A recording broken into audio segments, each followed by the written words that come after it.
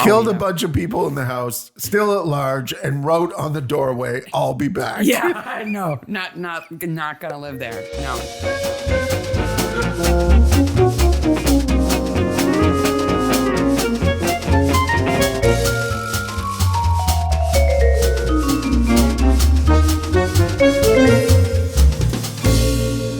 Hey, Maniacs. Hey, Maniacs. Mystery Maniacs is a comedy recap podcast dedicated to mystery TV. Each week, we dig into an episode of the show, including the murders, the neighbors, the loonies, and everything else we love. This week, the Brokenwood Mysteries Spark to Flame. I don't really understand the title a little bit, but Season 8, Episode 3. Well, there's a bonfire. I guess. I'm Mark. I'm Sarah.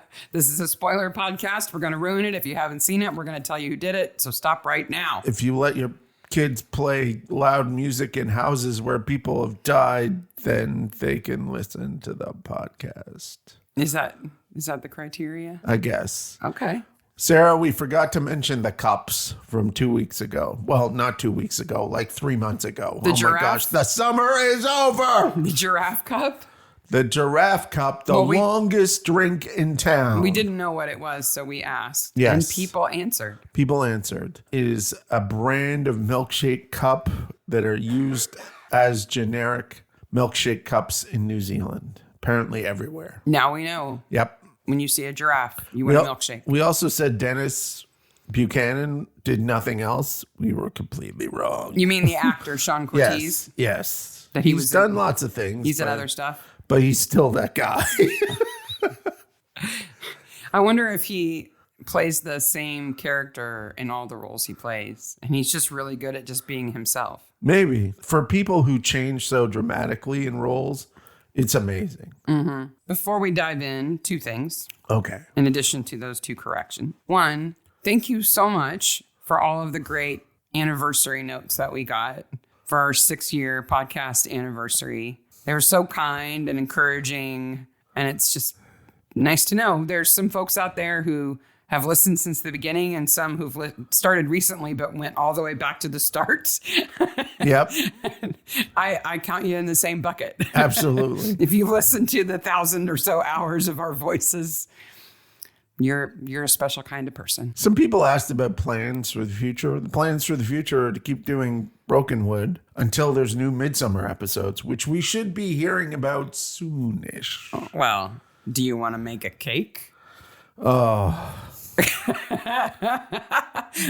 World's most awkward social media campaign. Okay, so the Midsummer Official campaign, a Midsummer Official Instagram and Facebook have done a campaign for you to decorate a cake, and you can win some merch. For their 25th anniversary. For their 25th anniversary.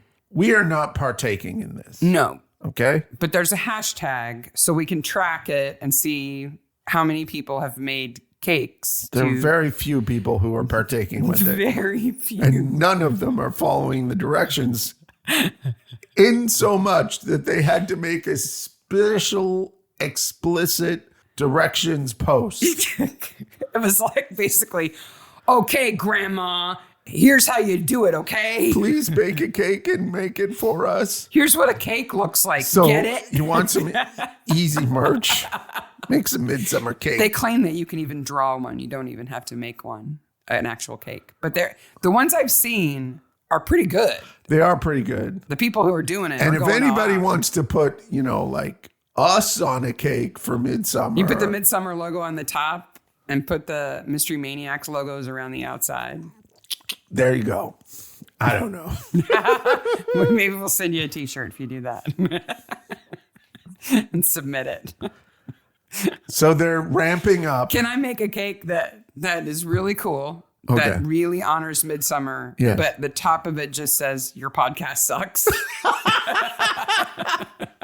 Or I'd rather be watching the Mystery Maniacs. It would have to be sucked. Yes. Because it's past tense. Right? Yeah, I don't think we're going to see that podcast again. The podcast that I went on dominated the quiz 4 times to do trivia. That's a nasty thing that we're saying. Okay. The people who did it worked really hard. Oh, yeah. It's nothing against them. No. It was against the concept behind it. Anywho, one more thing. The subreddit has been popping recently with some awesome announcements about graduations and new grandbabies. And we love that. Yep. So if you ever hesitate to post something like that because you think, oh, well, it's not about a mystery TV show, maybe I shouldn't post it. Post it. Yes. We're a community. Absolutely. I think everybody appreciates hearing that stuff. We're roughly about 2 weeks away from the Thursday Murder Club on Netflix being released. If you haven't read the book, go read that book. Really you will good. enjoy it. If you like us and you like this podcast, you will enjoy that book. Yeah. And you will enjoy the movie. It has everyone in it. We hope so. David Tennant really plays the good. smarmiest Pierce smarm. Brosnan, Yes. Helen Mirren. Pierce Brosnan Ben should get Kingsley. an extra credit for his hair. Yeah. Man, he has some fantastic freaking hair. He's always been handsome, but I swear he gets better as he gets older. I mean, there's got to be a tipping point. Yeah, there has to be. He hits like 110 and somebody's going to mess up the painting that he's hiding in the attic. Like, I think Ben Kingsley, who was also in this, Looks exactly the same as he did 40 years ago. A fantastic actor. Mm-hmm. I don't think he was ever on the good-looking side of the line, but he stayed exactly the same for 40 years. Well, it helps when you're completely cue ball bald. Yes. When you're like 35. I suppose. So, you just stay that way. do you think Pierce Brosnan's hair wrestles with him? I think they rough each other up. I don't know. He's a good-looking man. Good actor. It's going to be fun. You ready to talk about I don't know how they're going to do the entire plot of the show, of the book, in 2 hours. And they have, in the latest trailer, I'm like, they kept that? Yeah. And they kept that? They're going to have to They make kept it that? really compact. It's going to have to hustle. It's going to hop along. You ready to talk about Spark to a Flame? Yes. So originally air date the 11th of July, 2022. I noticed that when I was looking in IMDb for some of these actors, that like this is their latest credit. And I'm like, because that really wasn't long ago in times of television. Directed by Jacqueline Nairn, Nairn, and written by Roy Ward. Now, Miranda, the lawyer, is in this episode. Mm-hmm. Now, she's in 4 more episodes, though we'll explain why we don't think she should be. Mm-hmm. And she writes 2 of the episodes, including the trivia episode in the latest season. Laura Hill is the actress's name. Yeah. So, I think she's a pretty good writer if she wrote that episode. Oh, I think so. Yeah. So And she's a good actor, too. She's great I think so, yes. Stupid hedge trimmer. Why is that dog named Tiger? I don't do not know, but that is the first African animal related question today. There will be another one. Oh, look at you hinting at stuff. Tigers are from India. Well, and Africa. Okay. Are we going to get mail? Maybe you should Google it. Well, excuse me. African tiger. There's no such thing as an African tiger. I'm serious. Google it right now. I'm not going to. You can cut all this. Okay. We're funnier when we know the facts. I'm not cutting any of this. There are no wild tigers in Africa. Tigers. Oh my God. So do you want to tease again? Put me back on the Large wild animal? large wild animal question. There you go. Keeping all of that. I may cut some of the silence. I'm but patting myself on the back for knowing that there are no tigers in Africa. I'm a little worried that my Canadian accent came out when I said tigers There are penguins in Africa. instead of taggers. Okay. I just think, if you have a puppy and it's orange Yes. and black, Ginger. tiger. White, not so much. Not so much. Snowball. No. Abominable. Well, the first thing I'm going to do is get up and go to my old-timey punk t-shirt collection and put it on. Well, that's what Wyatt is. Yes. He's vinyl. He's an old rocker who likes power tools. That's just... Yeah, he's an old punk rocker. No Husker Du t-shirt. I was hoping, but no Husker Du t-shirt. See Dead Kennedys, see Black Flag, the hits. So, Patiki Point, Yes. beautiful community. Red Herring Point. Of mostly summer homes. that New Zealanders call batches.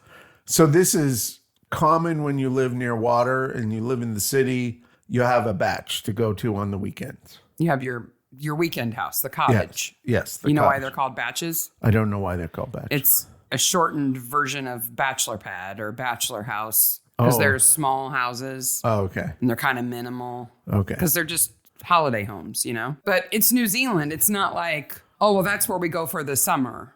No. It's nice there all the time. It is. And you know it's a holiday place because they have a real estate sign in the backyard facing the water. Yes. Because they know there's as many boats that go by as cars that go by. It's wintertime because it's November. Because it's Guy Fawkes. And Aiden's hiding his giant head with his toque. That kid's got a forehead for years. I know. Sorry, but you do.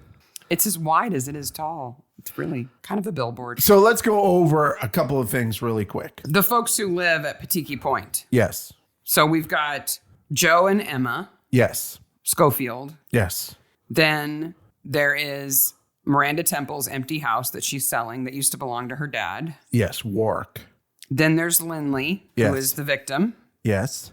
And then there is the Farriers. Kirk No, the Wyatt comes first. Oh, that's then right. The Farriers. Right. Then Wyatt, the old rocker, and then the Farriers. Yes. Kirk and Stephanie, who hate each other. Yes. And this is a great little episode of here's a collection of people that all slightly pretend to like each other but dislike each other, that are all have motive to do this crime, but we need to figure out who's lying and who's not. And the only people who don't live there but are involved is Debs Docherty and her son. Yes. Forehead. 5 head. I don't really, know. it's a 6 head. Debs. You got to market yourself, I guess, if you're in real estate. Can we talk about Lindley's aesthetic? Okay.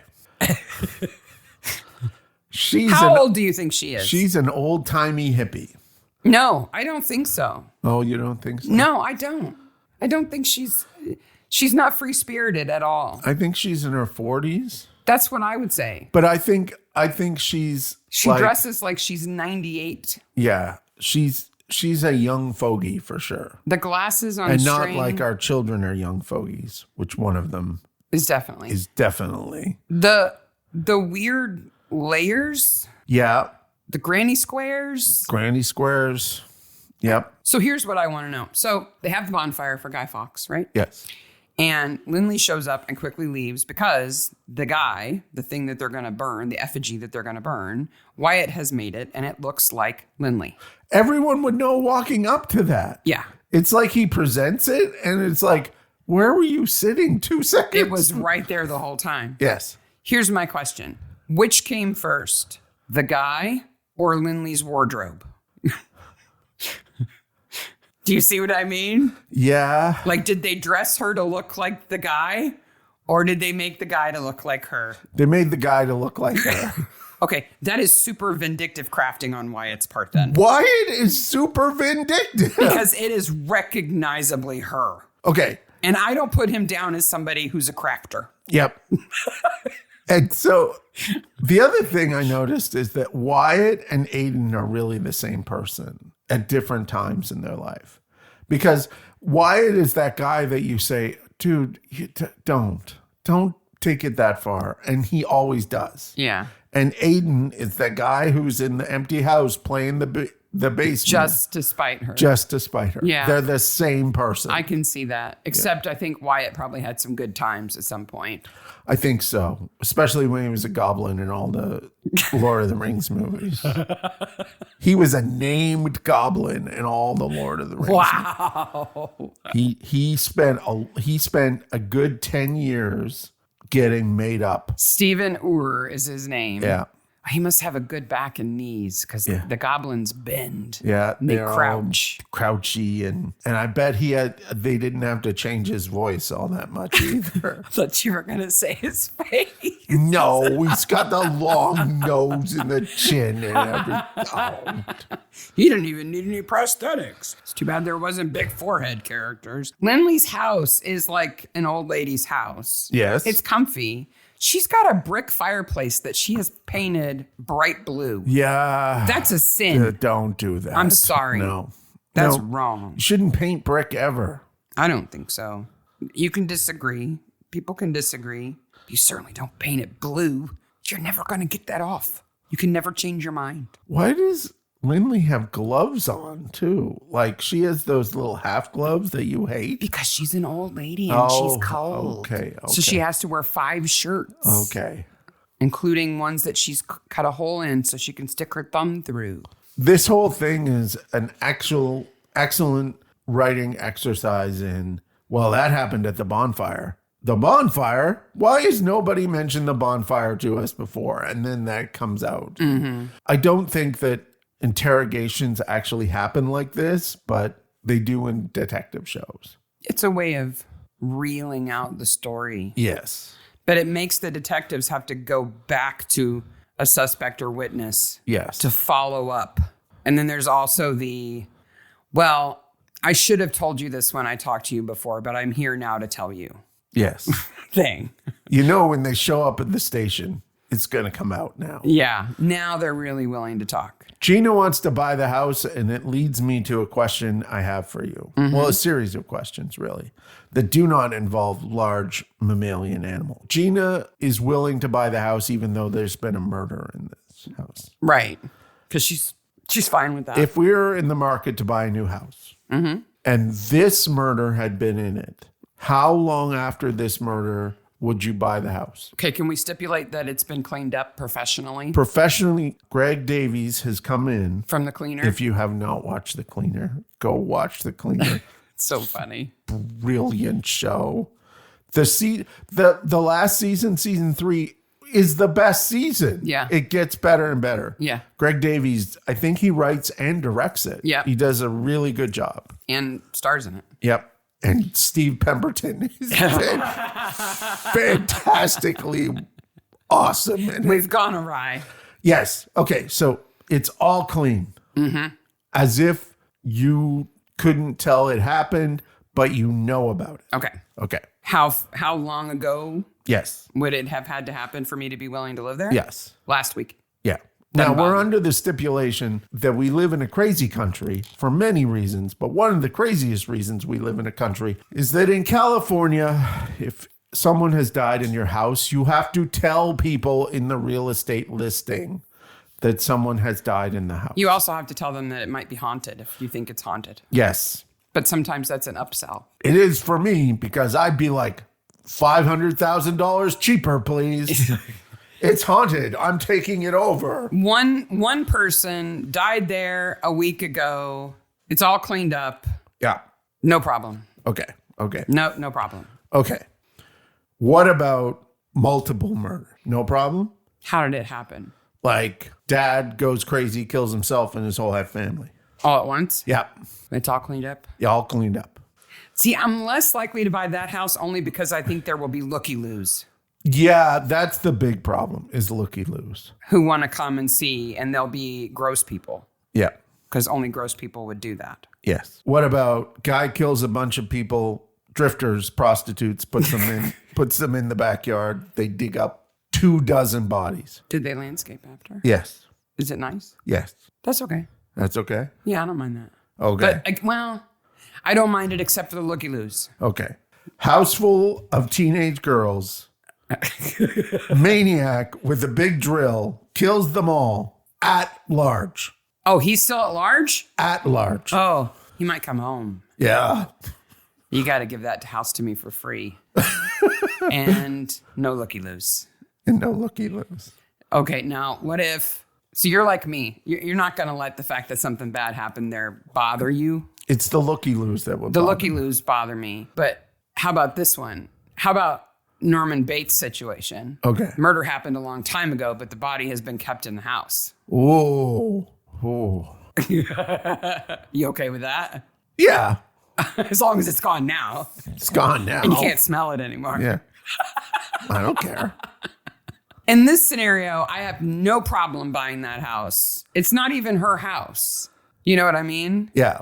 I think I would be more upset buying a house where I knew a lot of emotional trauma happened. Like an abusive family had lived there for a long time.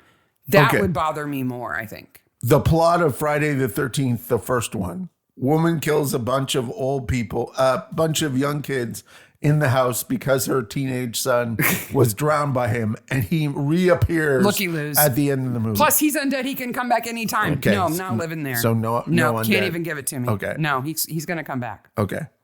He's going to want his house. Because the last one is His mom might come back for all killed we a know. bunch of people in the house, still at large, and wrote on the doorway, "I'll be back." Yeah, I know. Not going to live there. No, not going to live there. But like people die in houses all the time. Somebody dies of natural causes there. I have no problem with that. Yeah. For all we know, somebody died in our house. We don't know. We have no idea. No idea. Yeah. Could have been this room could have been repainted because it was spattered with blood. We don't know. No idea. No, doesn't bother us. No. Especially if you don't know, it really doesn't bother you. Yeah, I don't. Whatever. The problem is after you buy the house. Looky-loos is the problem, and the "I'll be back" is the problem. Well, after you buy the house and you're happy in it, and you do some renovation, and then you find surprises. That's a problem. We should put more surprises when we do renovations. we are well equipped to do some surprises for people. We've done that already up in the attic because we've got this weird attic that wraps around the second floor. And so when the workmen go up there and they turn a corner, they don't know what they're going to see. It's just where we store our skeletons. Our basement is full of heads. It is full of heads. Yeah, I've got no problem with that. I understand why Gina has no problem with it. No. She's a little pushy about it, but she has a point when she says you can ask questions that I can't. Yes. But apparently her Google is broken because I'm sure the price is up online. They have on the listing. really pulled back on Gina. Yeah, she's not season. nearly as like sex pest. Mom, I got a part. I had to go tell the boss that there's somebody outside. Like, that's all that character does. Well, everybody's got to do something. Yeah. What do you make of Lindley's signs? Is she the worst neighbor ever, or is Wyatt the worst neighbor ever? It seems, okay, they are the most fantastic neighbors to watch if you're not involved. Yeah. Because they're both passive aggressive, and they get more passive aggressive. And only aimed at each other. Yes. He trims the bushes. She puts out a sign that says real men don't use leaf blowers. He uses the leaf blowers. She puts out a sign that says leaf blowers are the devil breaking wind, that's a long sign. It's a long sign. And you know what? Like, okay, I use a leaf blower. I don't use a gas-powered leaf blower. And I think Wyatt, as an old punk, would probably use battery-operated leaf blower. And they're not as loud as you would think.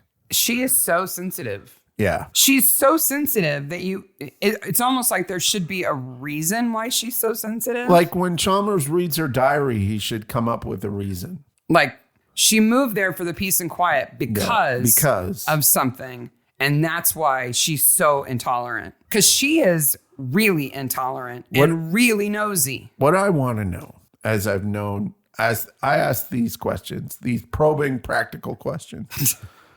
What do these people do for a living? What does Joe do for a living? What does Lindley do for a living? What does Wyatt do for a living? What is Aiden's head side job? What do these people do for a living? And Miranda runs her own law firm. Yes. By herself. I think we're supposed to think that was a day that they were closed, and that's why there was no one else in the office. Okay, because she needs a person. Yeah, there's a desk there for a person. Okay, yes. Yeah, lawyers need a receptionist if they have an office like that. Debs is a real estate agent. Yes. Emmy is a cleaner and a student. Yes. Aiden is a student. Miranda's a lawyer. The Farriers own their own small publishing company where they publish poetry. And other things that no one buys. I saw that and I went, those people could not afford a summer. No, not if that's what you're publishing. No. I think Joe's retired. I could see that. That's what I'm going with. I think Wyatt's retired. And I think Lindley's got a backstory that we don't know about. I think so. I think she's got a settlement. That's what I'm going with. Maybe. Some noise thing happened to her. Some very disruptive, traumatic thing. And she needed to get away, and she has a settlement. This episode had needed Frodo's coffee. What, is he just going to pull up on the beach? The Brokenwood Quiet Community Society. What's in that article is exactly what Chalmers says. Oh. He reads it word for word. Well, that makes it easy. The house where Lindley dies actually belongs to Miranda, Yes. the lawyer. Oh, sorry. We assume that it belongs to Miranda. Well, it actually doesn't. It was her dad's. Yes. And she's selling it, which is why Debs is involved. And Lindley dies in that house, not in her own house. Yes. Which is next door. Yes. Which is weird. Because they assume people die in their own houses. Yeah, why was Lindley in the house at all? Right. So that's a big question. Yeah. And then, of course, who killed her is a big question. Yes. Miranda and Joe didn't date when they were younger. There was a fling. Like they were sweethearts. Because they've known each other since they were like 6. Right? I think based on what we know, that Miranda is the gay. That Miranda, as a young woman, was trying to figure out who she was, understood societal pressures, understood that Joe's a nice guy, and probably felt close to him, and then went, this is not how I feel about you, Joe. Well, they grew up together, though. Yeah. Because he was around when she got the treasure map, right? Yes. When her ethics professor emeritus dad, who was clearly a jerk. Yeah, these people don't know how professors emeritus or ethics work. Created a treasure map that he put in a bottle and placed on the beach for her to find. To teach a lesson. To teach her a lesson No about wonder mom left. lying. There needs to be a no wonder mom left line. It explains a lot about who she is in the end. Yes. That she thinks some lying is okay and other lying is not okay. Yes. I think she's wrong about which is which. I agree. Because obviously some lying is all right. You tell a white lie. You say, I love your new haircut. Yes. Right? That baby's beautiful. Right. Because you can't undo that. No, we can't see her forehead. You can't send the baby back and get a better one. No. You know, so you tell him it's nice. No. But maybe a hat. On the baby? Or Aiden's head. Imagine him as a baby. Oh my gosh. When babies are 3/4 forehead anyway. He would have been 5/6 forehead. We're so mean. You guys, here's a little look behind the curtain. We watch these episodes and we try to find things that we think we're going to be able to joke about. And sometimes there's just not enough to joke about. And so you end up making fun of something that you wouldn't normally make fun of. Like some kid, poor kid's gigantic forehead that he probably hates himself and combs his hair down and bangs all the time. This is a fine episode. It's a good mystery. It is. Until the very end, I wasn't sure who had done it. Right. It's well written. Yeah. There's not a lot of funny. No. There's no Lindley's outfits. There's none of Frodo's face. There's Aiden's no odes. forehead. There's no odes. There's no odes. Why did Lindley think that anybody would want to publish her journal?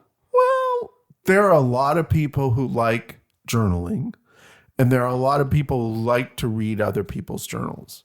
Nosy people? No, like... I mean, Chalmers doesn't say she's actually really quite the poet. Like, no. Or she wrote some really insightful essays in there. No. It's day-to-day activities and her drawings, which are kind of nice, but like not publish the journal nice. So it's weird because I have on more than one occasion watched sketchbook videos on YouTube where people go through their sketchbooks either while they talk about them or while they don't talk about them. They just turn the pages. Okay. And I like to see that process. Would you buy it? Would you buy a copy of it? Of the journal?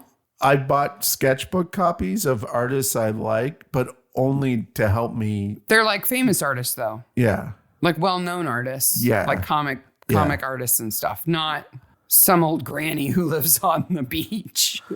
And it needs to have a point. Yeah, like a theme. Yeah. Or like, oh, it's a diary of somebody who lived through the Blitz during World War II. But they publish poetry, so who knows what they publish, okay? I just think it's kind of, I don't know, egotistical to go, oh, hey, I'm way interesting, so here's a copy of my journal. I'm sure you're going to want to publish it. I don't think it was like that. I bet you it was the husband you bet saying, you Kyle said, You're insightful, Lindley. Do you keep a journal we can publish? No, he probably saw her working on it. That's true. She was sketching. Yeah. When they're sitting together on the beach. That's some mighty fine driftwood you're drawing. We should publish that. Joe's in the background picking it up. Leave that there, Joe. I'm drawing that. Sorry. Turns out it's all about Warwick's will. Yes. The dead guy's will, which is now in the bottle. It's really a treasure map now. As a professor of emeritus, he would know that a lawyer should really see this. And why? Like, there's no reason for him to suddenly take Miranda out of the will. Even if he does, okay? Let's say he decides Miranda's doing just fine. Joe has been a good friend to me. It'll do him a lot more good than it will her, and she won't care. Let's go with that, okay? So his original will, all legal bound with a cover letter that says, the will of Warwick Temple. That's filed with the lawyer. Then later, he writes another will, has 2 people witness it, and instead of ensuring that it's filed with his lawyer, he thinks, I'll be clever. I'll put this in a bottle in my house. Yeah. Trusting that Miranda will find it. Really, the episode should be entitled, Why Didn't They Ask Lindley? Why didn't they ask Tiger? Yes. Tiger from the very beginning is like, hey guys, I know what happened. Hey. He's like barking out the window. Hello. Nobody. No. And in the end, he's just a dog toy in the police station. The look on Chalmers. Now he gets to go play with Kyle.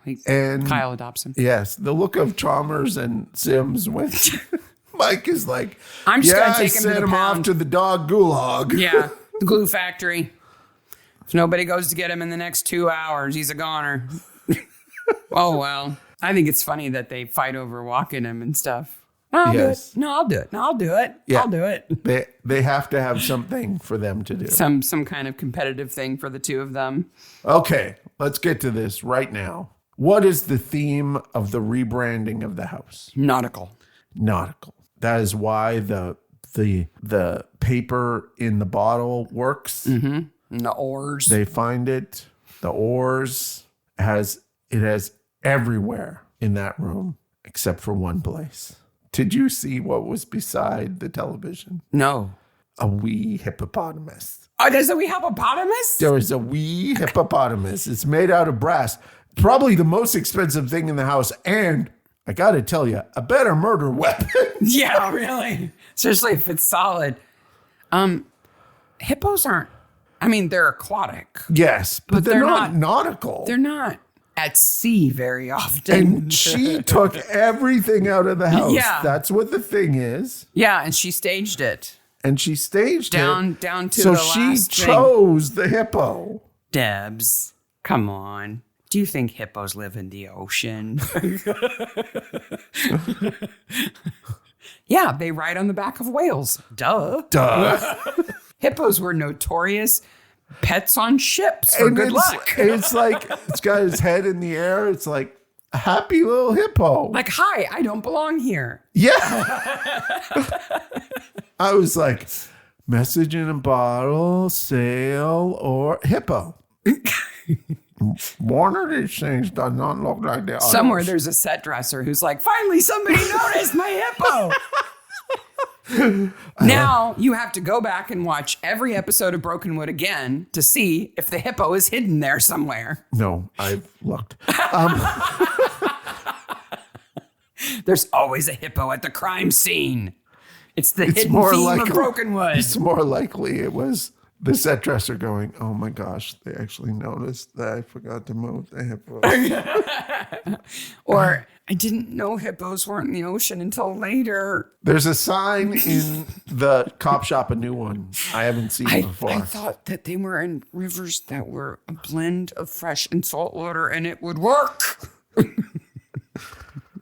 They're tidal. No one is going to notice. Honey, no one is going to notice the hippo. Except those freaks in Indiana. I'm sure they won't say anything. Name of the episode, The Hippo. Captain Hippo and the gigantic forehead. Intimate texts. So this is an aside, but relates to this week. Oh, it's an aside? Like half this isn't an aside? We got a note this week about a bunch of old episodes. And I've been trying to listen to the episodes to respond to the questions and things like that. But we have some episode names that are cracktacular. I forget which one, but I read one of the episode names that the email refers to, and I said, there is no way I named an episode that. It's and like Screaming Monkeys and Strawberry Pie. And what? I went and That's looked, not a real and I'm title. like, oh, yeah. We did that. What were we talking about? Well, this one's Captain Hippo and the Gigantic Forehead. Okay, there's a new sign in the cop shop. Did you see it? No. Okay. I don't think I've seen it before because... The bracelets one? Yes. Oh, with the handcuffs? Yes. Yeah. So it says shoplifting's a crime, free bracelets with every theft. Why would they have that in the cop shop? They abhor an empty wall. I guess. Like, I understand. I could think it's that guy upstairs, Nigel. I think Nigel decorates downstairs when nobody's looking. Did you see the sign on the stairs and what it says? No. Canine unit. Why did they put the canine people upstairs? That is a total Tiger goof. should have taken off upstairs. Yeah, it's a total goof that the stairs say canine unit on them. It should just say Nigel's lair. Nigel's lair. He's up there. He controls the entire town. The dark hippo of Nigel's lair. He sits in front of a whole bank of screens and while watches doing everyone. drawings. It's like that bad guy in that Nick Frost movie that we just watched. Getaway. Okay, I'm not recommending this movie, by the way. It is incredibly different than anything else we cover. It's more like Wicker Man meets comedy meets... Evil Dead. Evil Dead. There's a lot of blood. A lot. But there's a bad guy who sits in front of a whole bank of monitors and watches what's going on. And that's Nigel upstairs in the cop shop. The all-knowing Nigel. Okay. Why are the Ferriers still married? They're not spending weekends together. Yeah, I understand having time to yourself. I get it, especially when you work together. I understand that. But they clearly cannot stand each other. And I mostly blame her because she's a miserable jerk. She is not good. I at first was like, I don't know. And then she's like paranoid and he is like, there is no reason for her to be paranoid. He's not done anything. No. And he's not nasty. He's kind. And he likes the dog. She's just mean. Yeah. We're not given any reason for her to be that way. No. Except she is tired of him. She's read too much of his poetry. Good riddance. I think they're better off apart, and he clearly is happy at the end. Let's jump to the chase here. Okay. So Debs, not Deb, not Debbie, Debs killed Lindley. Yes. Why? What is her motive? Her motive is that she has discovered that there's a new will and that it leaves the cottage to Joe, and that she feels that this will upset or is unfair to Miranda. So she's attempting to get rid of the will when Lindley confronts her. And Lindley says she's going to go and tell everybody about the will, and she gets bonked on the head. And then Debs leaves, and then Debs comes back to finish the job and goes bonk, bonk, bonk, bonk, bonk, bonk, bonk on the head. Without a doubt, Debs is crazy. Yeah. Is it because of her son's giant forehead? She Possibly. did give birth to him. She's probably traumatized by that. Possibly. There is a fine line. I think we probably talked about this with Poirot, maybe a little bit with what, gay crazy? Like that there was the notion of motive with gay crazy. So either somebody's going to find out that you're gay, that you don't want them, or just being gay makes you mentally unstable. They don't They do a fantastic job of not implying that at all. No. In fact, their relationship is seen as adult, raunchy, fun, mutual. Mm-hmm. And that's all it is. Except Debs is insane. Debs is the problem. Okay, so and if we notice, season 8, episode 1, the Ode's girlfriend, crazy killer. Mm-hmm. Miranda's girlfriend, crazy, killer. The rock musician, girlfriend, crazy, killer. We've had 3 for 3 in this season. The moral of the story is don't get a girlfriend? Well, the next one's about the guys who play that strange game in the pub, so I don't think they have girlfriends. Then maybe the moral of the story is actually know your girlfriend. Yes, I would say because Miranda and Debs don't know each other that well. They're early in their relationship. And Miranda says that. And Miranda has never given her the questionnaire that you do after like the 10th date. Would you kill somebody if you found out I was cut out of a will? Questionnaire. Yeah, the question, yes. Yeah. Yes? Let's not see each other anymore. But when does that cross the line to being okay? When is it all right to kill somebody because you're going to be cut out of a will? Yeah. If I was being cut out of a will, would you kill somebody over it? Not if you were a lawyer. Okay. Who could definitely go and argue it. Yes. And say, he was old. He didn't know what he was doing. I'm his next of kin. I'm the default. Maybe. There's no reason given why it shouldn't be me. And the problem with Deb... And Miranda doesn't want the house anyway. It's just a hassle to her. And then she shows her true colors because she frames Joe, basically. Mm-hmm. And Miranda really is upset by this. It's a good bit of acting when she finds out that and figures it out. So Debs is there in the house because she's looking for the will and she finds it, right? Yep. I have in my notes, I'd say I'd stand by you until you frame Joe. And Lindley comes in because she's a bossy person and a nosy person and confronts her and rips it out of her hand. Yeah. Like she has any right to have it. No. And says, well, then it's okay if I just go show this to Miranda. Yeah. And Deb should have said, yeah, and we'll fight it in court. Yeah. Go ahead. If Miranda even wanted the house. Miranda might have said, that's okay. Yeah. Joe did a lot of good and helped me by helping my dad. I'm happy for him to have the house. And then none of this happened. But Debs says... It's crazy. Now I have to kill you. This is the season of crazy ladies. I think that the will was Debs' last straw and probably what precipitated actually feeling murderous toward Lindley was her painting that fireplace because no real estate agent could ever get over that. Whammo.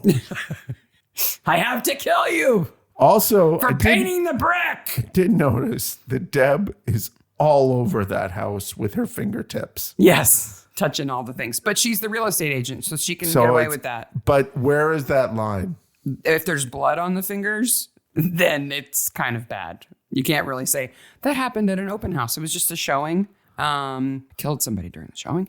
And then I touched some stuff. Yep. So, explainable. Miranda pulls over because she's drank too much and got in the car. Mm-hmm.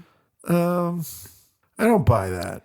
What do you mean? Like, I think she just drives home slower. You don't think she actually pulled over? No, I think she's pig-headed enough that she would be like, I know I probably shouldn't drive, but I'm going to finish this. I don't think so. Mm. I think if she'd thought again, she probably wouldn't have driven home. But after the Joe move, she needed to get away. She felt like she needed to get distance from him and then realized she shouldn't have. I understand that. But she had a perfectly good house right there. We don't know how far away it is. No, but she could have gone in her own house, right? Yes. But she doesn't think of it as her house. So, and the hippo's in the bed. So where are you going to sleep? Exactly. It always hogs the bed. By the way, Mike has a girlfriend. No, he has a mysterious voice on the other end of a phone who texts him and calls him. It's like they added on to the end of every episode. It could be that he's just doing one of those pay-as-you-go girlfriends. What? It's not. We know that. What is a pay-as-you-go girlfriend? Well, the ones that charge by the hour to talk to you on the phone. A prostitute. No, because it's only on the phone. It could be that kind of situation. No. Mike doesn't need that. It's not, obviously, but if you only have the information that you have at this point, all we know is there's somebody who texts him and calls him or takes his calls. But I didn't immediately leap to prostitute. Could be somebody he met on the internet. Could be. Isn't who they say they are. He could be getting catfished. That's all I'm saying. I don't think Mike would be catfished. He's been married 17 times. He doesn't have a good track record. I mean, better than Deb's, but you know. Yeah, we never hear about Deb's husband. Yeah, we do, because they're in a custody argument all the time. Oh, that's right. That's right. So Miranda was willing to lie for Deb's, knowing that she was a murderer, until it looked like Joe was going to be framed for the murder. That's where she drew the line. That is not officer of the court behavior. No. And she is an officer of the court. That is disbarment behavior. I think she should be disbarred. But she doesn't, because she's in 4 more episodes as a lawyer. Including 2 that she wrote. Isn't that convenient? The character didn't write them. No. The actress wrote them. But if this was the real world, she's lied. Well, she's up the river. Yeah, she's in big trouble. She's at least being disbarred. Well, maybe Dennis represents her in court. Because strangely enough, Dennis is a pretty good lawyer. Yeah. Note Curry discussion from episode 1. And haven't we seen them run into each other? Oh, yeah. They have respect for each other. I think they run into each other. They're the 2 big lawyers in town. Yeah. I feel like at some point he refers somebody to her. Like, not my kind of case. You should go talk to. I think so. Or it's somebody he's one of the many women he's had a relationship with. And he says, I can't represent you. You got to go talk to Miranda or something. Yes. Every lawyer in this town is a bit of a floozy. Does Gina get the house at the end? Do you think she wins the auction and buys the house? I don't know, because someone on the Brokenwood subreddit asked when Gina moved in with Sims, which is a spoiler for the future, but it's only temporary because something's happening at her house. Yes. Like she's getting it painted or something. Yeah, but I don't know if it's this house or not. In the Fantastic Christmas Odes episode, which I want to watch again now, because I think I would understand that episode better after watching the Odes episode. Yeah, we know something now, because at the end of the episode, because the new will has been found, or has it? Because what did she threw the Deb's bottle away? I don't know if it had the paper in it or not. Let's assume they found it. Yeah. So it's Joe who's auctioning the house. Yeah. Gina would have done better to just make an offer before then. I would think so. Yeah. But then she would have been buying it from somebody who didn't own it. Yeah. And then you run into all sorts of problems then. It would just be invalid. Yeah. Her offer would be invalid. Imagine that, if you find your dream house and make an offer and it gets accepted and you're financed and everything, and then you find out the person you're buying it from doesn't own it. Book the movers and everything. Oh my God. I'd be so mad. You'd sue them. You would sue them. Dennis Buchanan would appear like magic in that situation. I do love what Gina says at the end. She's like, he doesn't know that I listen to the Russian anthem at full volume every morning. And he goes, you do? She goes, no, but I could. It's something she would absolutely do. And that's an episode. That's evidence of her being pulled back. Yeah. I think she and Wyatt would get along just fine. I think so too. I think she'd be easy to live next to.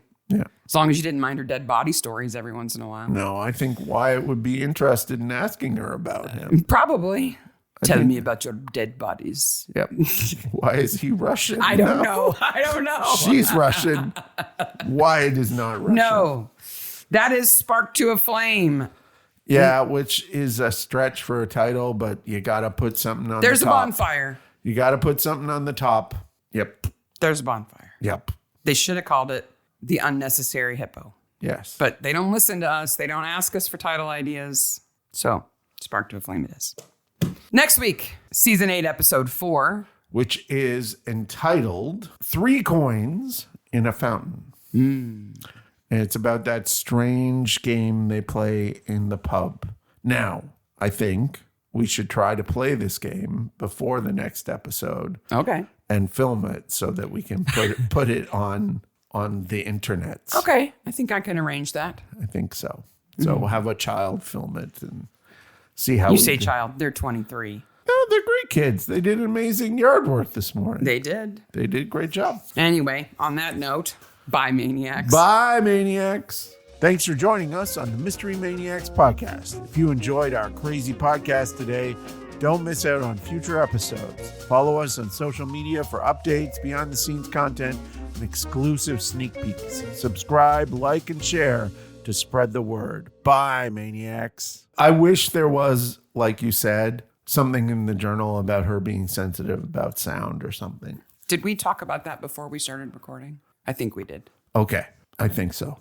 Okay, in the before recording that you didn't hear. No, just strike it, start again.